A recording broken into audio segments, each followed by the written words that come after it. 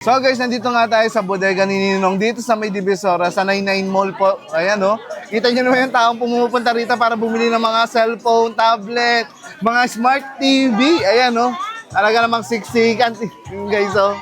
O, kasi dito guys, napakamura ng mga gadgets. Meron pa rito mga bundles na murang-mura, makakatanggap ka pa ng mga mystery box po. Ayan oh. Ayan, medyo siksikan lang talaga. Hello po. Ayan oh. Merry Christmas sir. Ayan.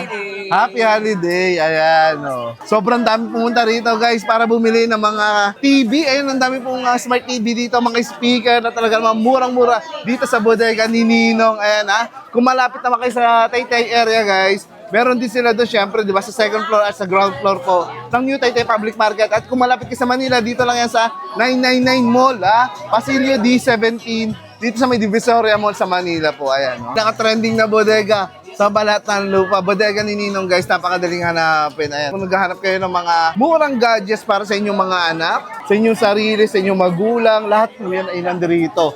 Ay nako, tingnan nyo naman guys, so, yung mga bit-bit nilang mga cellphone. Ang dami. Para yan sa mga mahal nila sa buhay. Ayan. Kasi dito guys, bagsak presyo talaga. Ayan, oh, bodega ni Ninong. Pasilio D17 po, napakadaling hanapin. Ground floor lang po ito ha. Hindi na kayo aakyat. Bodega ni Ninong guys ha. Naki-MGS na sila. Kasi naman dito, ay nako, budget friendly lang talaga lahat. Paskong Pasko sa bodega ni Ninong guys. Ay nako, yung mga staff nila dito. Di na sila dito makakain sa dami. Araw-araw ganyan ang sitwasyon guys.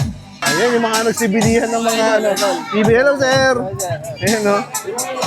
Ayun, yung mga bumibili ng TV.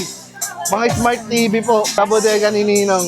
Sa bodega ni Ninong, guys, talaga namang sumusugod na ang lahat. Ayan, yung iba dyan, guys, galing pa ng Muntinlupa, galing pa ng Alabang, galing pa sa malalayong lugar, sa may Pasay. Pumupunta rito sa bodega ni Ninong. Kasi nga naman dito, bagsak presyo po. Ayan.